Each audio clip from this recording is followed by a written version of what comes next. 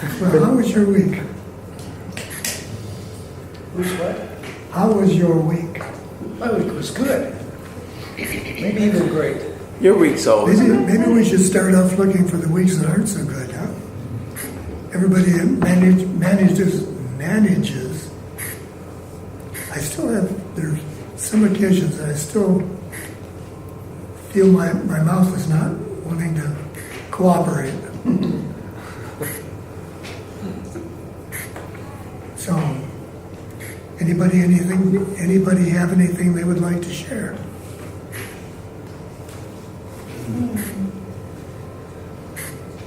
New poems, Brian? Haven't written any new ones in quite a while now. You're gonna have to get back in the saddle there, Brian. Yeah. Scott and I and Teddy and Claudia and a couple other people attended a weekend workshop in Suquamish, where Scott and I went a couple of weeks ago to the same thing. And it's all about meditation and psychic stuff. Psychic stuff. Psychic stuff, yeah. I'm familiar with that psychic stuff. Well, let's see. One of the things that we did was we paired up and somebody would give the other person the name of someone who was having health challenges and ask them to tell what's going on with that person. And it's amazing how close they came to what was really going on. You know, you went into a meditative state first before you did that. It's nice to have that experience, to recognize there's a different place for you to be. Yeah. Yeah. He does this. She's a member of our ACIM group Monday afternoon in Paulsville. And her mother was quite ill and went to this chiropractor / healer that she heard of, and he pretty much cured her of everything that was bothering her. And she wrote a book called The Illuminated Mind, which we got by attending this. And she went on to college and got her own degrees and got very interested in this kind of stuff. And she founded this group called Elohim. And they have people now all around the country, probably around the world, that belong to it. So every now and then they take a group trip. They were in Peru not long ago, in Greece, and let's see, they went to Machu Picchu, and they went to Ecuador. So, interesting. Interesting lady. She's a nice lady.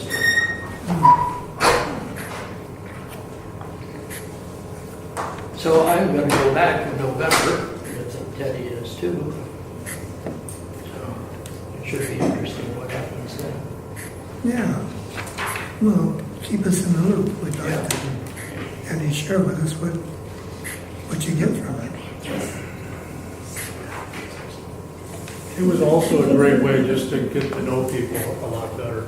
I mean, the group that we started with on Friday, I knew people from at least 2 or 3 different groups, but I didn't really know them. But after spending 2 days with them, you do get to know them, and that'll continue with the other phases of this seminar.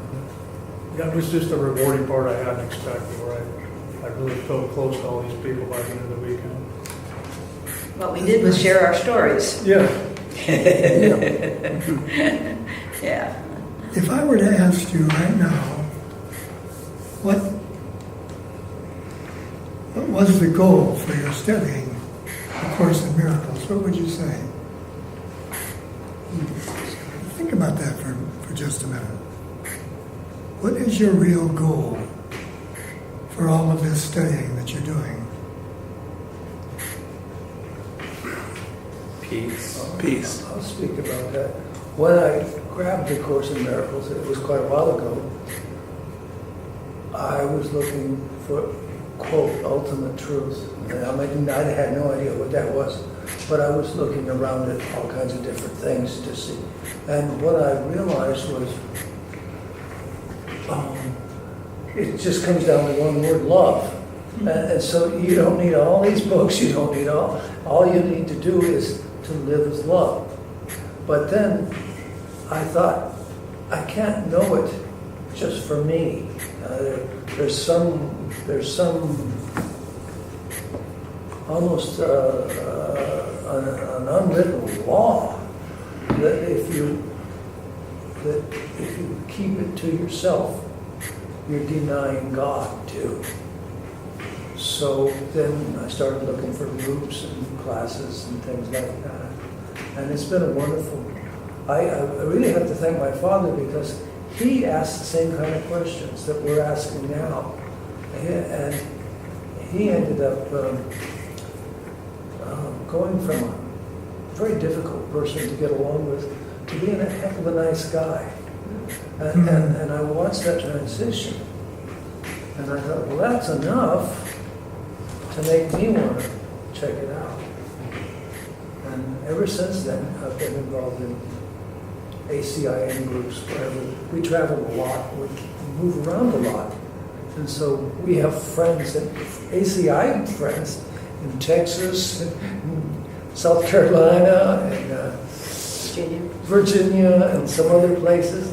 And wherever we've, California, wherever we've landed, those are the people we see. Yeah. And they're everywhere.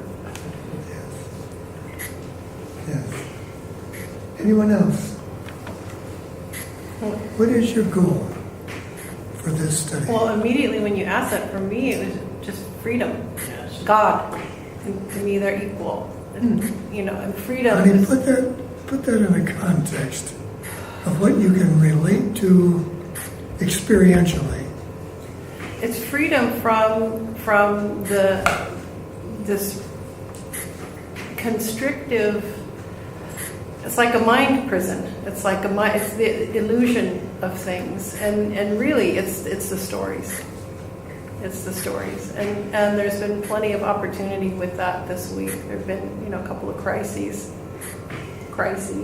so to speak, and it's always amazing to me when I witness my mind getting wrapped up, and the emotions that get triggered and everything that goes with that, and then coming back here.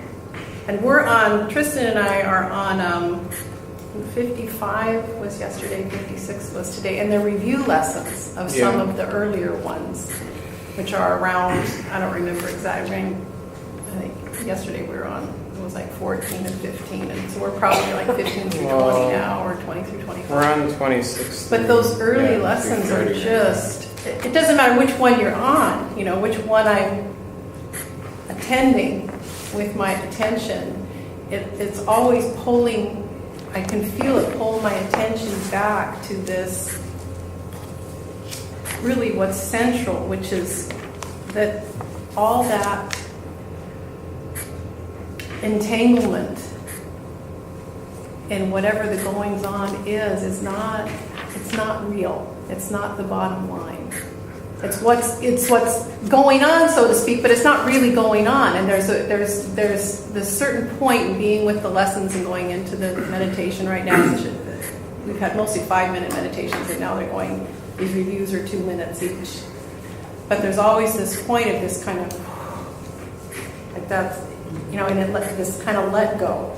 And I can't really differentiate me letting go or it letting go of me. It doesn't matter. It's this sort of plateauing out from of the emotion that feels tight and feels in the situation to that it's just, and that doesn't have to be suddenly. It isn't. Suddenly it's. You're giving me the feeling that as I ask the question, you're discovering a different goal. I'd like to have you think about that for a little bit. We'll come back to it. Okay. Sam, how about you? What's your goal? Well, it's kind of interesting because I think I shared, when I first started out, I think I shared Roger's quest or goal, and that is to try and understand what love was. And it recently kind of shifted to peace. And a chapter, and I think there's an amazing chapter in the manual 20, what is the peace of God? And that little section there has, for me, has more meaning than about anything I've ever read. What is it? What is it about that?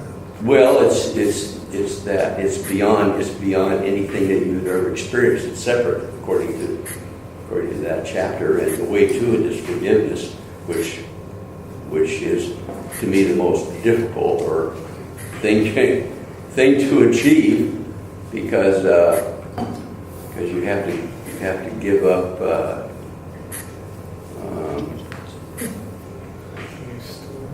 Judgment, and I've certainly not been able to do that. But but the peace of God seems to me to be the ultimate place to get to.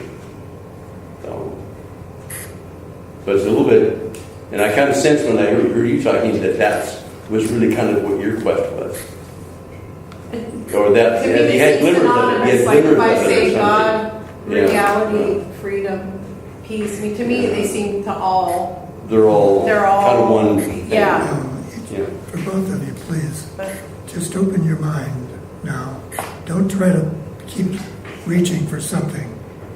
Just open your mind and let what's there begin to come through. Okay? So now how about you?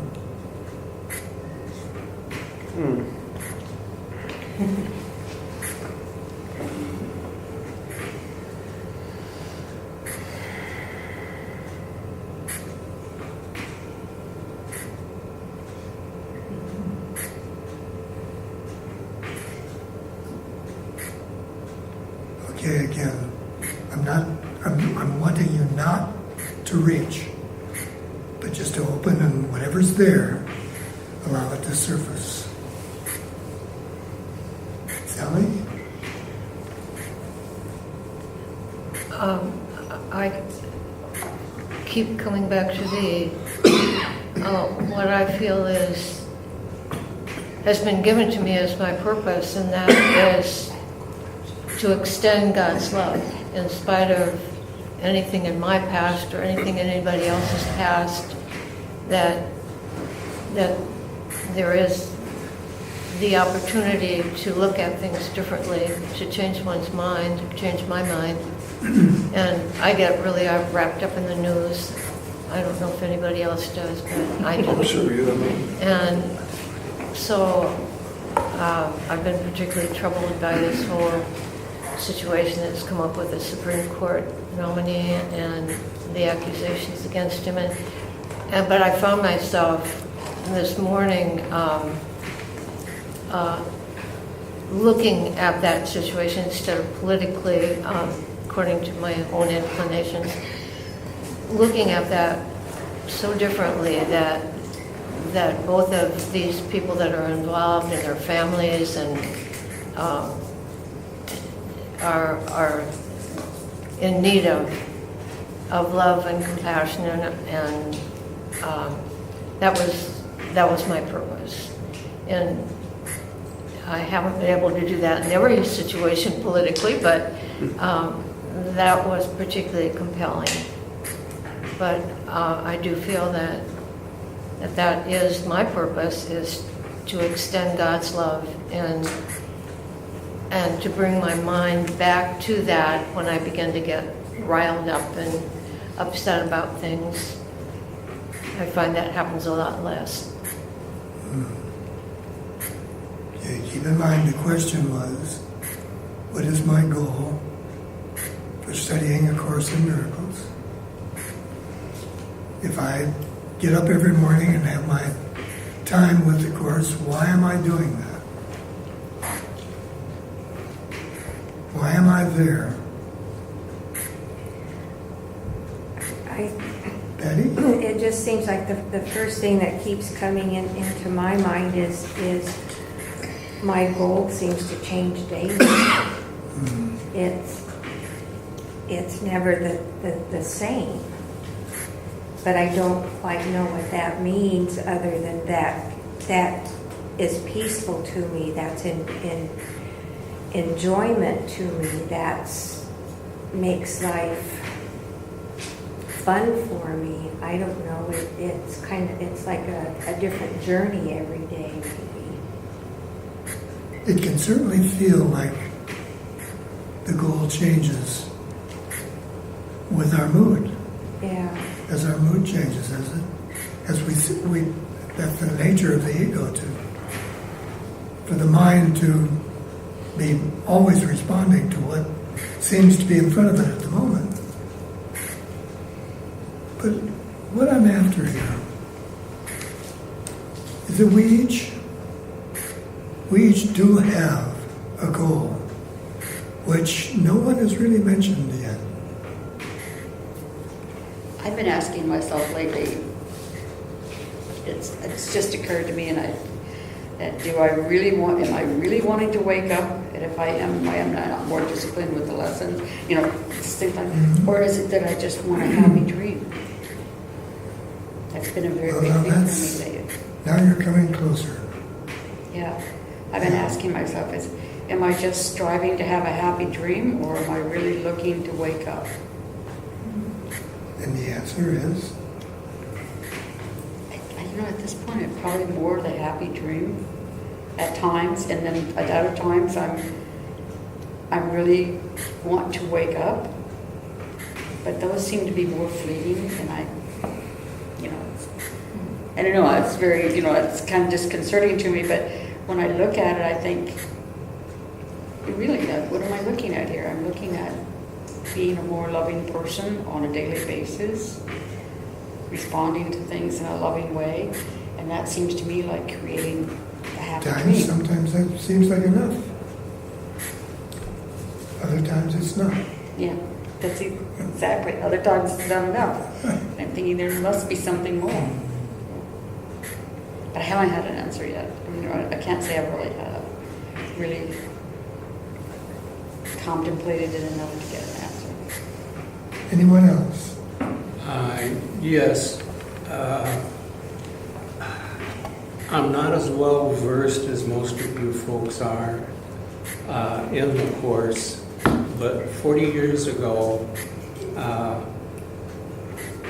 Christ entered my life, and I learned so much it was scary. Especially, he gave me a complete personality upset. What I used to do, I no longer did, and on and on and on. And after I got started with that, I wanted to know more about him, and I couldn't find out anything, hardly.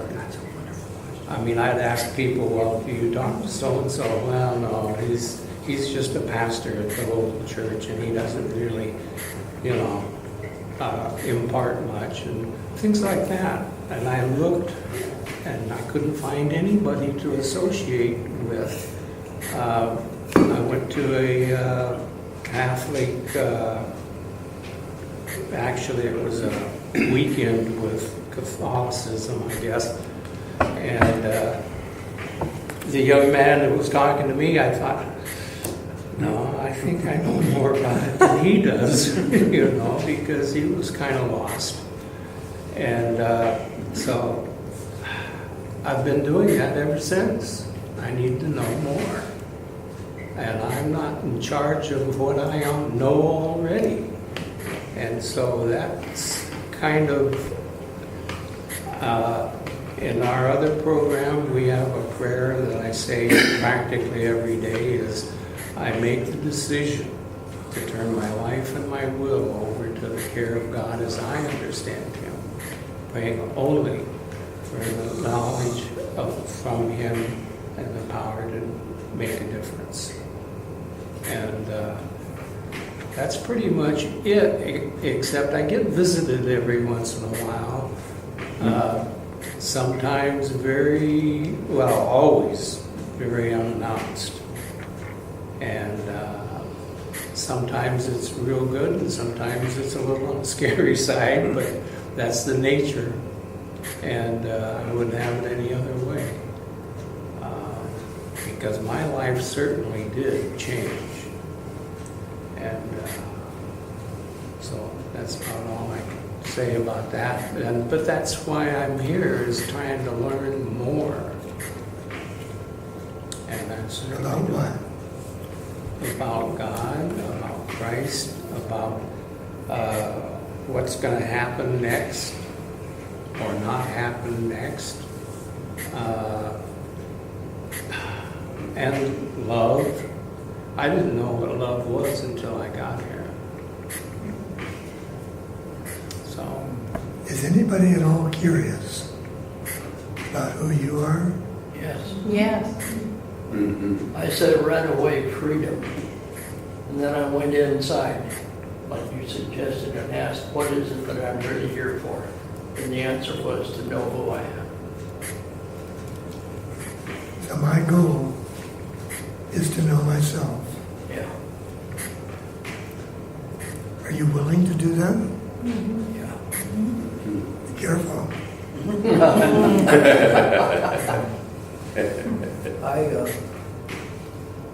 I've been asking it for a long time. What I've come up with is I'm learning to live as love, not Jim, love. And so I'm kind of depersonalizing it. But I ask Well, in a way you are, in a way you are not. what's that? In a way you're not depersonalizing it. Learn to live as love is, I couldn't think of another way that you could more closely come to know the truth of yourself. Are you afraid of how loving you might be? Yes. Are you afraid of how loving you might be? Afraid of it. Afraid of it. Literally. I am. Talk to us about that.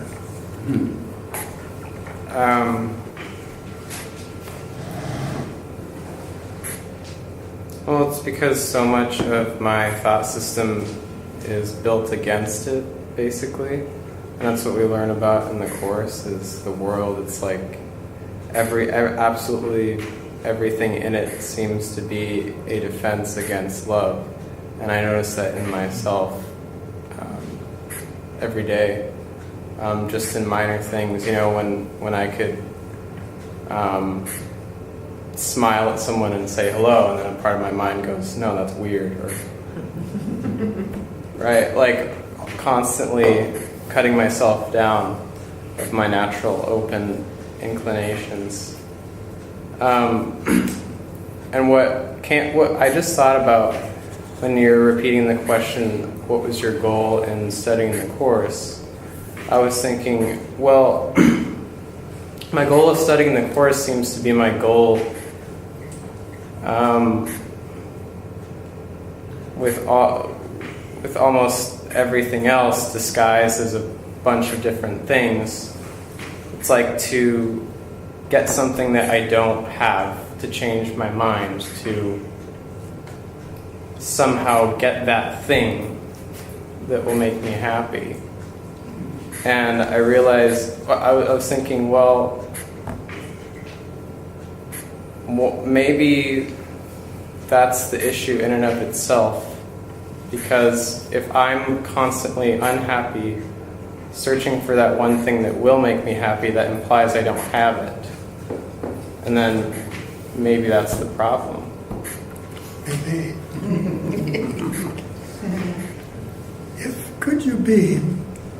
Could you truly be happy if you were not happy with yourself? Of course not. No. No, you couldn't. And yet how many of us seek for happiness as though it were something apart from us? Yeah. So would your goal be to simply be happy? Well, it would be a meaningless goal unless you saw yourself being the source of happiness. Seems like that would be like stabbing in the dark, like not, because we don't really know what the happiness is. I feel like that's what I've been doing. Now, wait a minute. If we're saying, I just want to be happy, How we're many not times sure. have you looked? Huh? How many times have you looked? Oh, lots of times. Oh. But with No, just no, saying no, be I'm happy, saying, because how many then running times- after this thing to be happy and that thing to be happy and that. But how many times have you looked at yourself as being the source of happiness? Oh, that's not what I heard you say. So that's different. Yeah, different. that's very different. Are you ever going to find it if you're not it? No. No, you're not. No. Are you willing to be the source of happiness? I think you are, Joe. It's actually morphed into my major goal. Wasn't always that, but it seems like the other things that I thought were important are not important at all. And that seems to be more and more where it's leading me. And so I ask when somebody upsets me, I say, how would love respond? I don't say, how would Jim respond? So I'm trying to get above that personality thing. How would love respond? And sometimes the answers I get are just mind-boggling, and they're beautiful. I think it's, to me, it's the same question to ask about you being the source of happiness is the same as asking being the source of love. It's the same. It would have to be the same. Yeah. Yes. Have to be the same. And there seems to be, I feel that I sense barriers there that I don't want, but are there. And I don't think it's that I'm not aware of fearing it. Well, let's stop for just a moment now, and let's each of us ask, am I willing to be the source of happiness?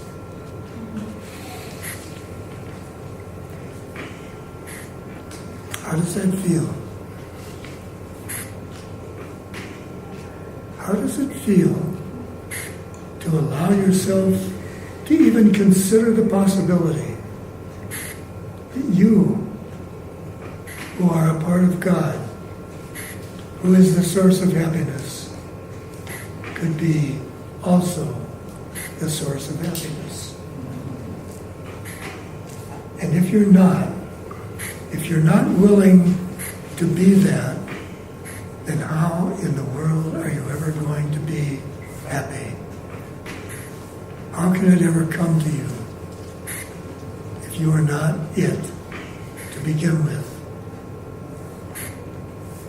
Is it possible for you to become something that you were not created to be? No, it's not. So if you were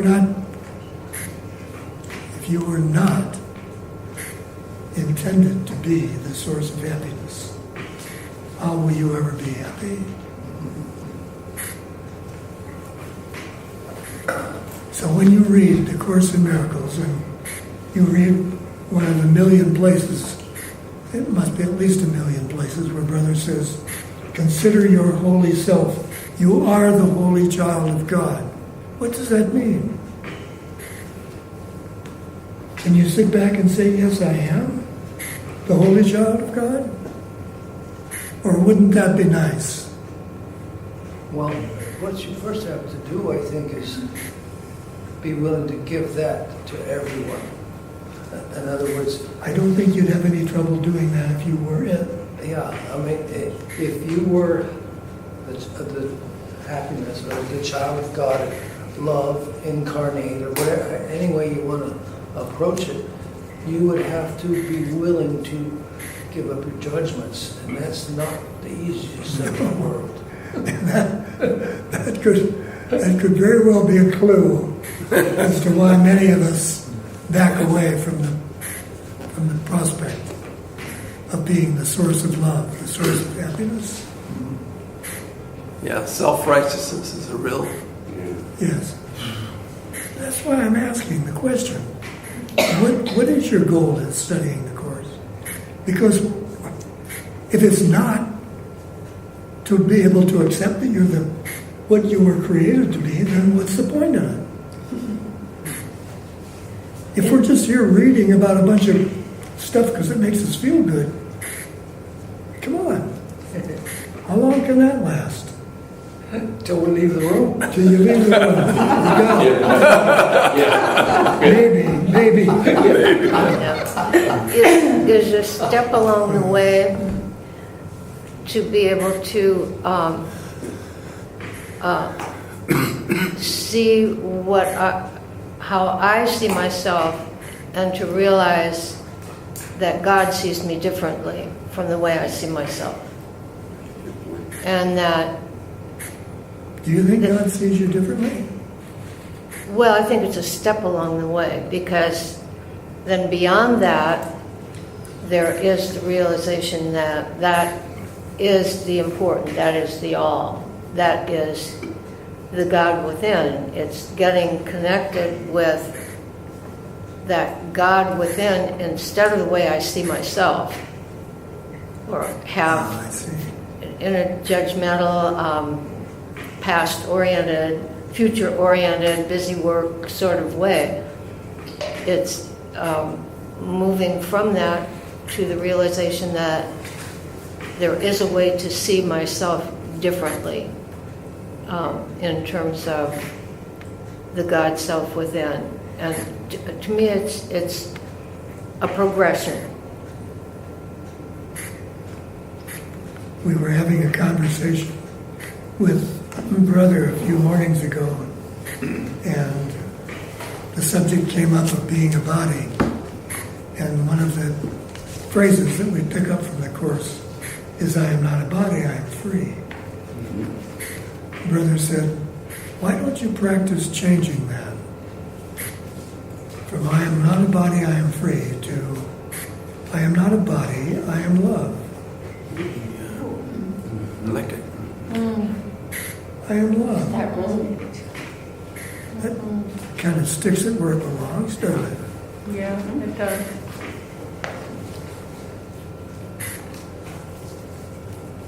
I have just a little inspiration while we're having this wonderful discussion.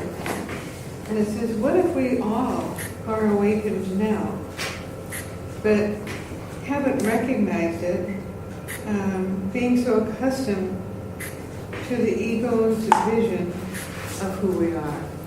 What if we're all awakened now, and we just are playing this silly game about the ego? Yeah. And we could just say, no, I'm not that anymore. I am as God created me. That says that very clearly in the Course over and over and over. So how did God create you?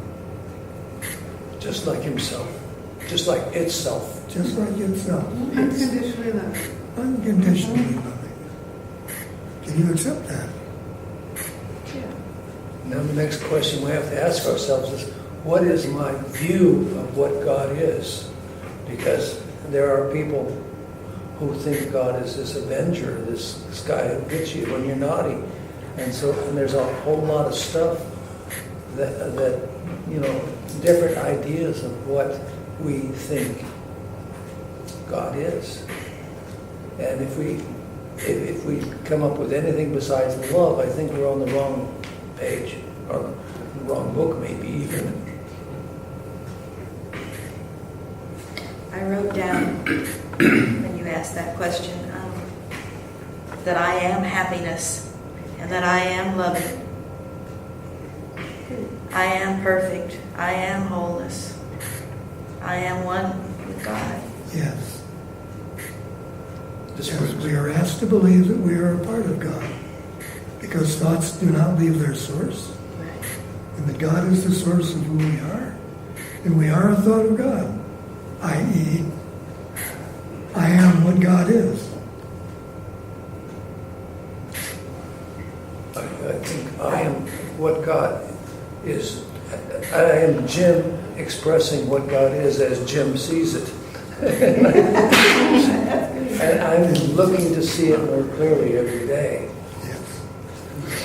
Yes, but sometimes as Jim sees it, is perfect. So now I got a poem. I didn't just write it. That was quick.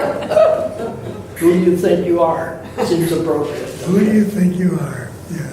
Who do you think you are? We even ask the question. It seems bizarre. Don't we think you know? But wait, what you think, it isn't so.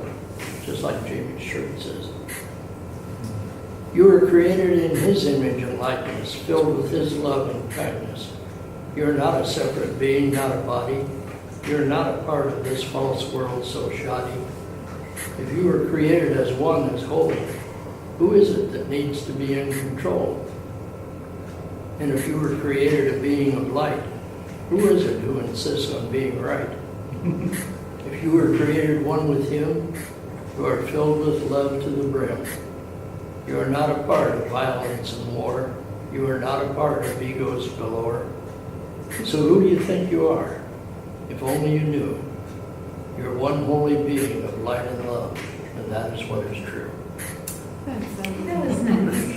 That fits the discussion very well. It seemed appropriate, didn't it? Yeah. Okay, we can go home now. On our way rejoicing. So here we are, just reading the course for what little tidbits we can get from it. Is that it? Or do we read it with the intent of allowing it to awaken us to that truth of who we are? And when I read in the course, you are a holy child of God, am I willing to sit back and consider the possibility that it literally is the truth? Yes. What'd you say? Yes. I said yes. Oh, I thought I heard. Yeah. I think as I'm watching my awakening, and I'm kind of like standing off the side watching it anyway, I'm noticing how I used to be very judgmental, and right now I don't do that near as much. In fact, seldom, and I consider that like, yay, I'm on the right path. Yeah. And so I think, to me, awakening is relinquishing all judgment. That's just the easy way to say it. As I was thinking, as I read like my lessons today, and then go to the book and read there, I get it at a deeper level. And I'm trusting that I am being totally guided in where I need to go and what I'm doing. And I know how I have changed in over these 20 years. And it's an ongoing process, like you said. More loving, and taking it in and knowing more and more of who God created me.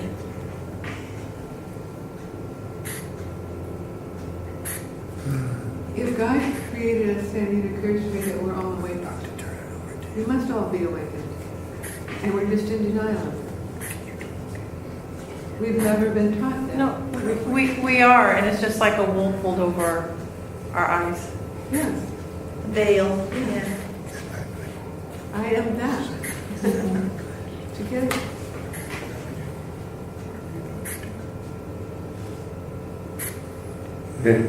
Intrigued with kind of what Patty was saying, because each day is different. What occurred to me is that we were on an inevitable path to salvation, and so each day would be different. And that's the same kind of experience that I feel I had too. Each day is different. What is salvation, Sam?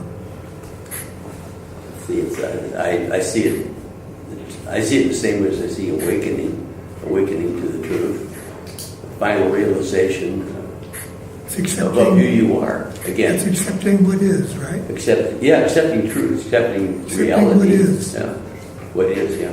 What is. What is. So what is? What is? Accepting the truth of what is. What is, yeah. What is, yeah. Which is same thing as saying Which what is is you. reality. That's you. Hmm? That's you. Yeah. You are the experience of what is. I think the question is kind of modified a little bit to me. It's that the question is now how do you see yourself as God sees you? I think I look at it as just stopping at what I am accepting. Maybe for the first time in my life, but I am accepting. And the more I accept, the more I see that there's really nothing here to judge. And that's like, whoa, that's a big whoa to me. It's like, there's nothing here to judge. And yet, I was brainwashed into being a judgmental person. And I think most of us probably might have been on that same page. And so just letting go of judgment is my path to awakening. Just letting go of judgment.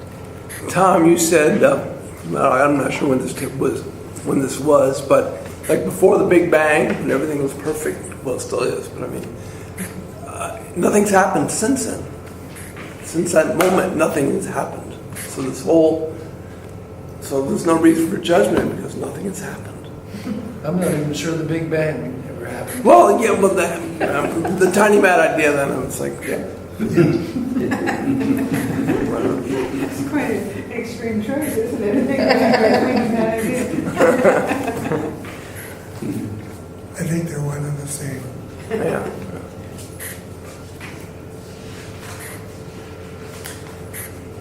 What do you think, brother? Well, I've been spending the last few weeks really examining my what I want, because that's what it always boils down to. And sort of like Sally was talking about, are you trying to make the dream better, or are you really wanting to leave the dream? I don't want to come back again with amnesia and try to play through again from the standpoint of my mindset now, whatever that is. But I'm looking at my resistance because I asked myself the question, do I love the idea of unconditional love and nothing else? Because it's that and nothing else that can get in the way of saying, yes, I want this. And I believe it is my being. It is what I am. Because from this standpoint, still within dealing with an ego, it seems to come with an obligation to present that in all my dealings with everyone at all times. Present what? That being love and nothing else. And every time I don't present that, can be looked at as, well, I've done something wrong again. Whether it be simply to ask for guidance in a situation or whatever. The Course talks about the last obstacle to peace is the fear of God. And I love the feeling in the room because I feel that so many here have gone really past that. I don't feel I totally have, and I know I totally haven't. Actually, I feel like if I had, I would not be here. Whatever that ascension would be complete. But part of that idea of the fear of God is the fear of being my idea of what I think God is, as you talked about, Jim. So I would have to say to myself, is that what I want to be and nothing else? So here's when the idea of love being all-encompassing comes into place. Going back to the introduction to the Course, where it says the opposite of love is fear. But what is all-encompassing can have no opposite. Therefore, this Course can be summed up very simply in this way. Nothing real can be threatened, nothing unreal exists. Herein lies the peace of God. There's something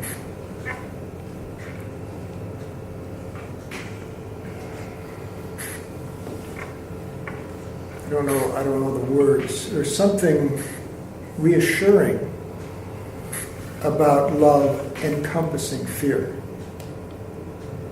because it does not annihilate fear.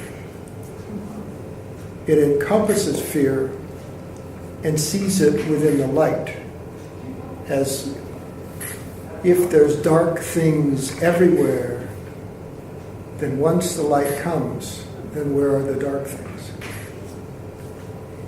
It has a function, in other words, that includes all of the things that I've looked at within myself, perhaps as darkness, that simply brings them to the light, but does not attack the darkness, if that makes sense. In other words, there really is no loss. All illusions are available at all times to the light, for just the being thinking it's within the illusion to ask for the light and to be withdrawn from the light. But as I look at children and grandchildren, they don't seem to come into this world not wanting to see darkness. They don't seem to come into the world not wanting to see fear. They seem to come into the world seeing a certain amount of fear as an excitement or a movement in life, a knowing that I am alive because I can feel emotion. There are only two emotions, the Course says, love and fear. Well, either one makes you feel alive, if you think about it. Absolutely, yeah. It's when you don't feel either one that you don't feel alive. And I've mentioned this in the past, people coming back from war zones, from Iraq or Vietnam or you name it, going all the way back. Some of them, and many of them, say the most alive I've ever felt was right in the middle of that combat situation. I was in the present, I was in the now. There was no past, there was no future. I was there in every sense within me, physically, mentally, everywhere, was in that moment. So now it makes sense that what I'm trying to grasp is this expansion of this idea of love and of being nothing but love, and how it does encompass fear. And I think this does talk to what Tom talked about a couple of weeks ago, about the similarity between truth and illusion and God and ego, is that the all-inclusiveness is truly all-inclusive. The thing about it is, for me, is this word discernment between what is giving love and what is accepting illusion as truth. Because if I'm going to include everything in the sense of saying, okay, all the wars, all the starvation, all, you name it, go right down the line into child abuse, whatever you want. If all of that is included within love, without the release from it, there still needs to be that discernment of what love is and what it isn't. You see where I'm trying to go with this? I'm not sure I'm doing a good job. It can be all-inclusive, but truth is still true and nothing else is true. But the truth encompasses the false.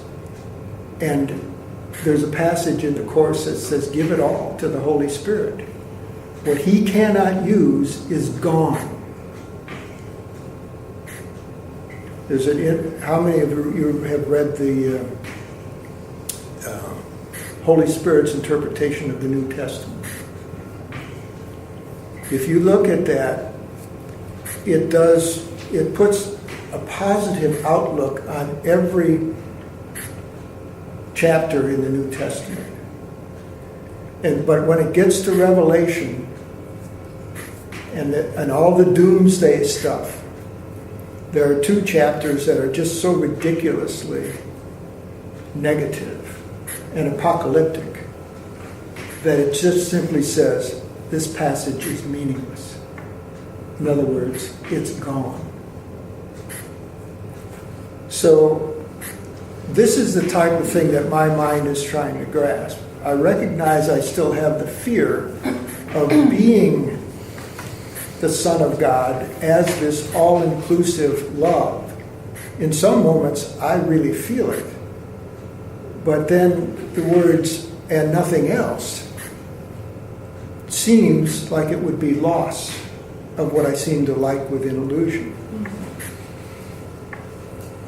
But there is no loss. But in my mind, there is discernment. And when you are one with God, the way I've put it, everything that seems to be in the dream, that's a crucifixion.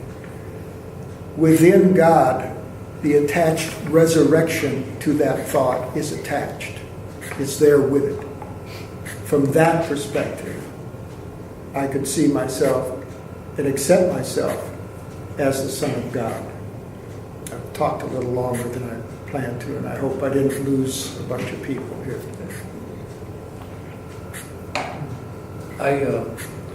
When I'm thinking about these kinds of things, the term free will comes into play.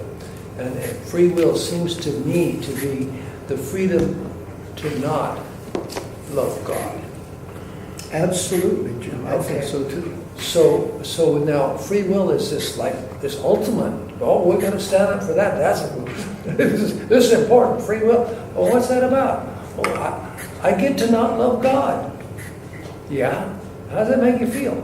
It's crazy. But without it, we would be automatons. There wouldn't be any us. And so I'm fine with free will. And I'm fine with the idea that we choose to love or do something less than love. How can something love anything else if it's told it has to?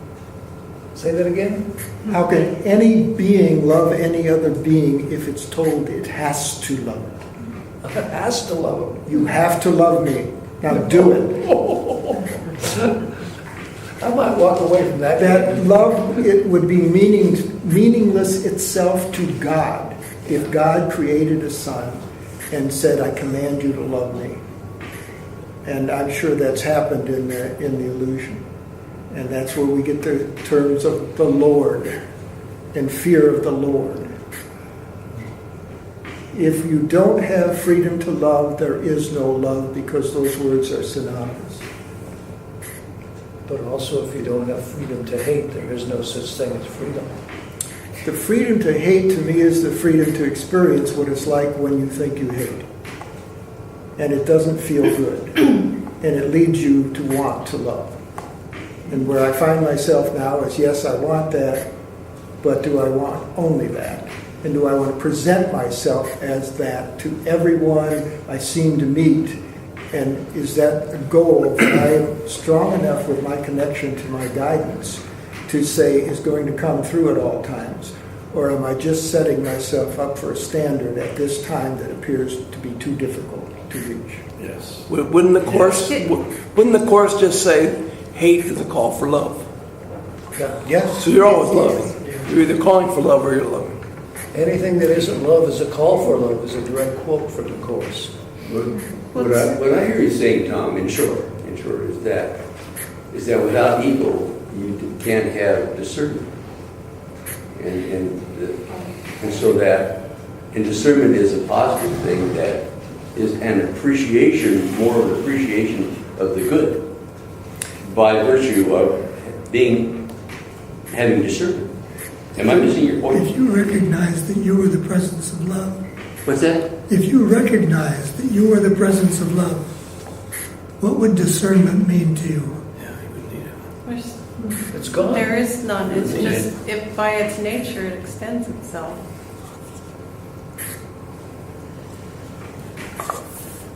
To me, it would There's no choice. Nothing needed. Maybe only a perfect awareness of the good. I can't. Do we recognize the value of love by experiencing fear? Yeah, that's kind of the question. If we do, then recognize that you are saying that fear is real. Well, fear to me is a real good teacher. It tells me what I ought to not be doing, and I'm fine with that. It seems to me a couple different things are being presented in what you were saying. So you started out with speaking about the all-encompassing nature of love itself, and then went into, towards the end, this thing about discernment or discretion and choices and choosing to love versus not, and all this. That's levels, moving from one level to another. But just looking at the all-encompassing nature of love, which is what we are, which is the only thing that's real, that is the truth, period. Yes. Love is all there is. And though it's not necessarily the immediate direct experience for me now, there's a memory of that experience. And that memory is just, this sense of there was nothing but love. Not even a world. I mean, just disappearance of anything but that radiant beingness. So the feeling of discernment. And there's no discernment. There's nothing there. How There's could you just be? this, and it was literally under my skin, seemed to be through the skin, in everything, permeate. There's no, when there was even vision to see, like perception to see people, but there are times where there was no people. There was just this, I don't even know how to describe it, this golden radiance of being. And no vision of anything else, and just this, and then where you speak about judgment, suddenly something might occur, or someone speaks, and it was a shoom, and I knew, there was just this immediate knowing, that's judgment, that's a sizing up of life somehow right there, other than this beingness, that its nature, its great property seemed to be light, I don't know, like light or radiance, but the nature of it was just love itself. So there's no, and extension's all it can do, because it's just literally everything. It just, I agree with you entirely. So I don't see, at that point, there's no choosing. It's just itself. But in the moment, it comes almost like a narrow focusedness of being. I mean, judgment can come in somehow, and that's where my present, like, how am I still, like, that's obviously not been maintained, in this awareness, or that would be all the time, right? So that's where my question for me really is, how is it? Understanding what you have just said is understanding the true purpose of forgiveness. Yes. Forgiveness It's just seeing rightly. It's just seeing truthfully, forgiveness clarity. does not see what's wrong and then changes it. Say that one more time. Forgiveness does not see what is wrong. Oh, it doesn't see anything wrong. It doesn't see anything at all like this. Yeah. That's why we have so much difficulty with the premise, there is no sin. Yeah, there is no sin. No sin. It doesn't exist. Even the sense of how the Course speaks about sin being a mistake to be corrected, even this, it's just totally absolved. Like there's no, totally absolved. Yes. So there's no choice on that level. There's an interesting there's thing that I can't remember exactly how he says it, but he says when you're thinking about like free will, he says free will isn't like Oh, it's right there. free will is not free unless like something like free will is not free unless it is free. So like, how do you say it? But I think like basically what he means is like when you think you have choices within the illusion of like this is good, this is bad, or that's not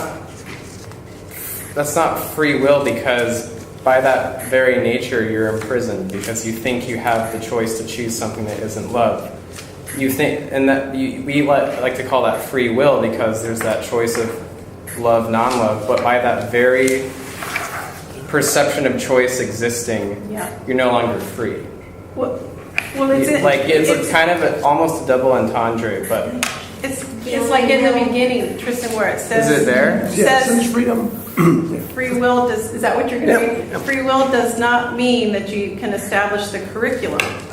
It means only that you can elect what you want to take at a given time.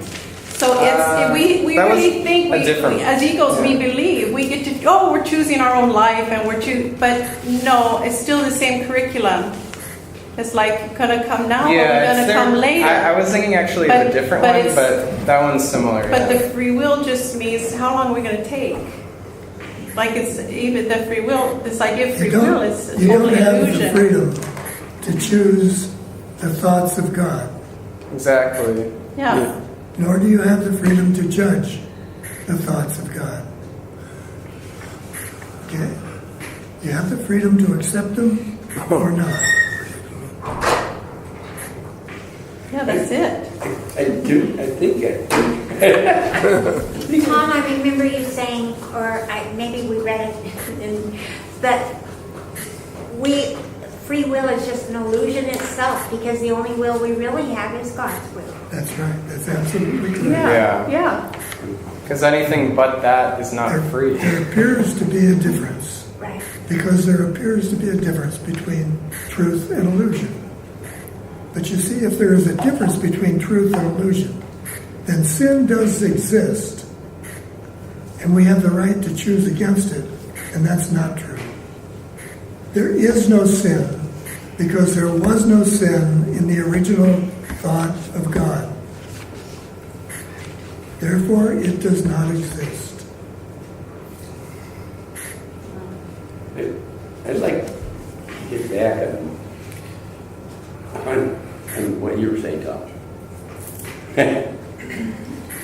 Because the expression of the peace that surpasseth all understanding, to me gets at the question, because I think that discernment is discernment between good and evil, but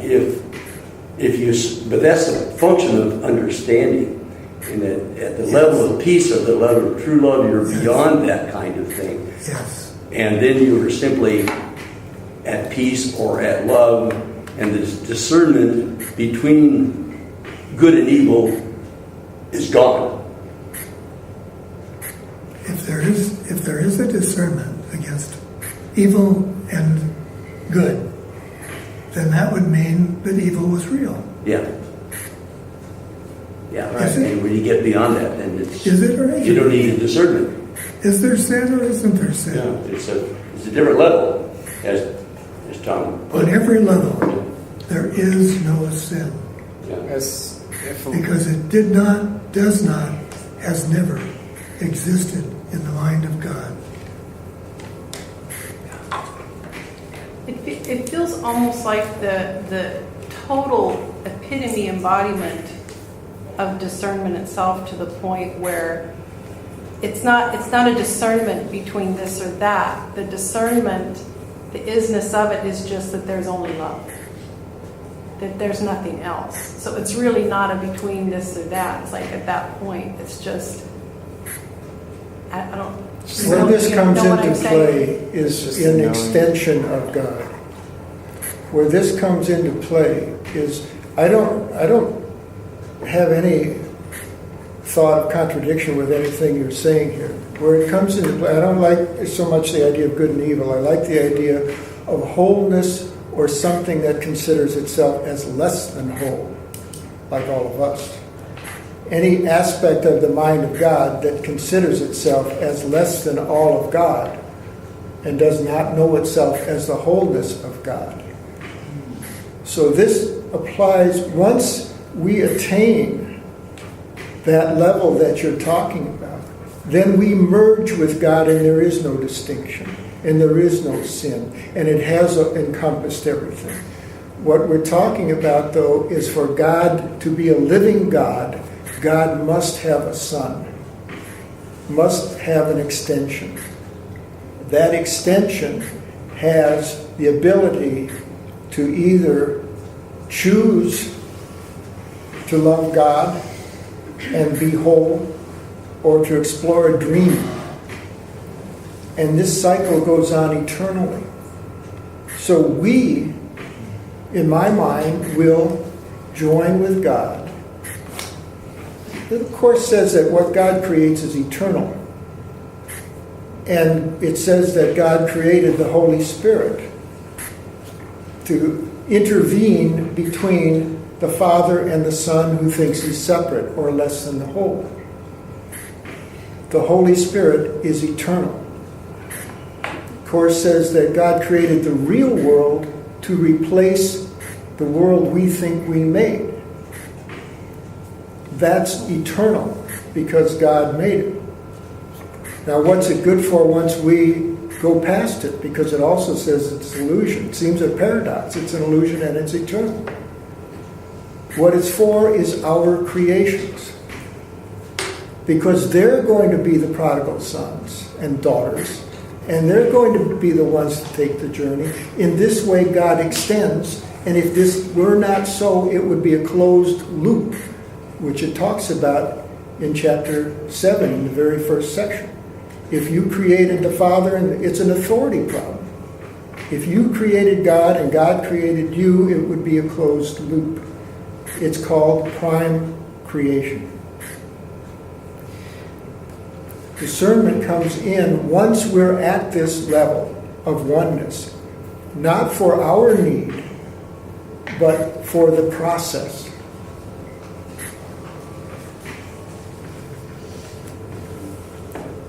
So I got another poem here, if I can back up a bit. This one I think relates to the dream.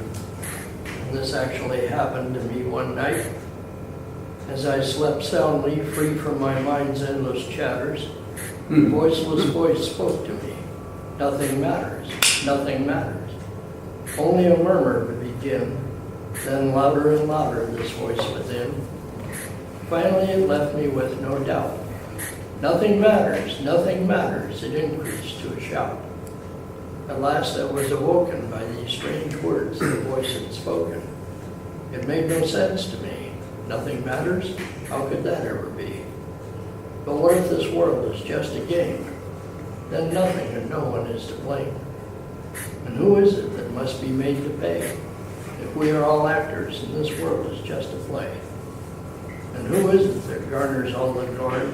If this world and its events are merely a story. Nothing matters and no one is at fault.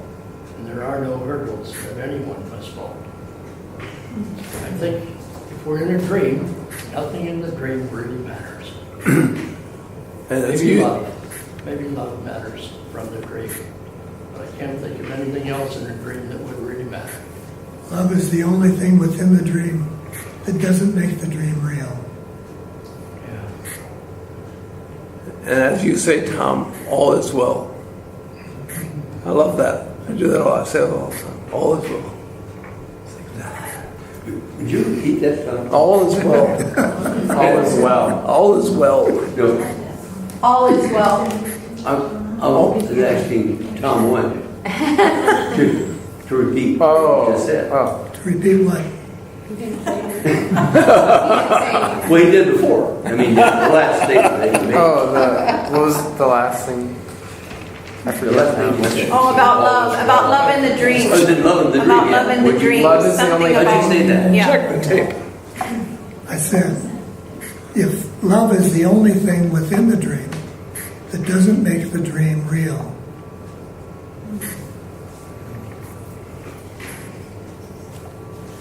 Would another way to say that be love is the only thing in the dream that is real?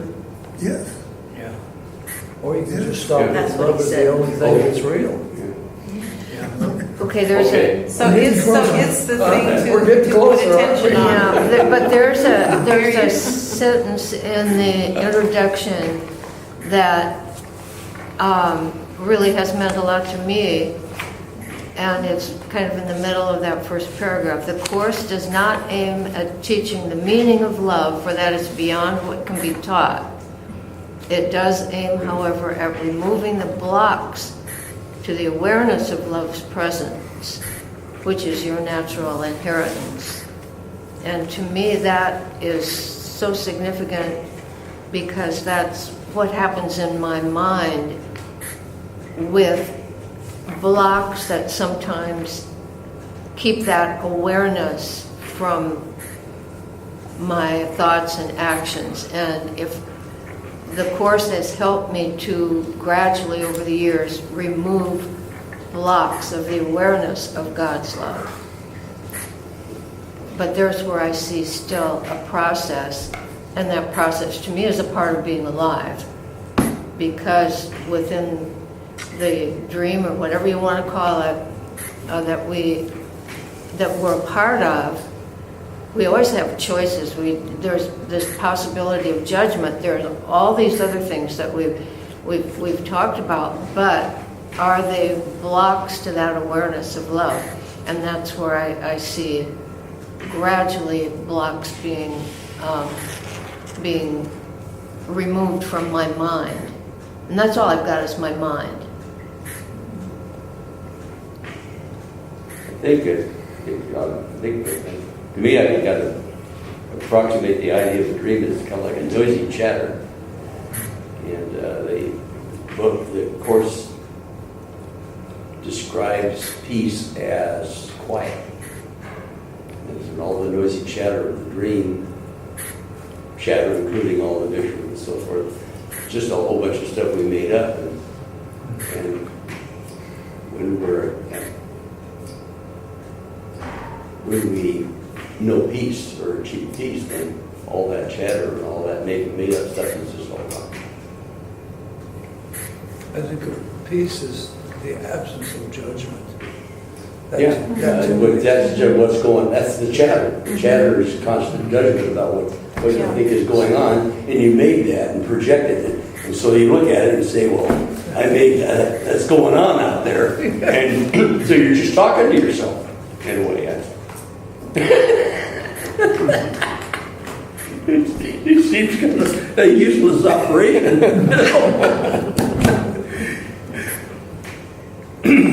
Self-made joke. That's the joke. And when you can really laugh about it, I think it's a form of illumination. So to kind of wind us back to where we began. The next time, and if you can, make it a habit, when you study the Course, pay attention to what he asks you to do. And pay attention to why he's asking you to do it. When he says, you are the holy child of God, understand that he's trying to tell you, this book is here to show you who you are. That is its sole purpose, to show you the truth of who you are. So accept it. Or if you can't accept it, then ask why. Us. No, show us. You are the holy child of God. Period. Exclamation point. That's all I have for today. That's all? That's all, folks. I'd like to say one thing before we leave. I'm glad I'm not in that room over there. I'm glad I'm in this room. You've been looking at that the whole meeting. Emergency control room. And I would say that at the beginning, even walking up the hall and coming together with all you guys has been a real blessing for me, because I do see that light. And I do feel the spaciousness, and I do hear the truth here. And yet, we've always known that. So that's how we remember. That's the remember. And so you have been a gift to me today in helping me remember. Good to have you here. And you've been a gift to us too. One more quote. Love is the glue. Love is the eternal glue that binds us all together. Love is the holy clue that we all live forever. Love is the great adventure that we must all go through. For love is the one and only thing that is forever true. For the love that is within us, the love that we allow, let us all be ever grateful. Be ever grateful now. perfect ending, Brian. I thought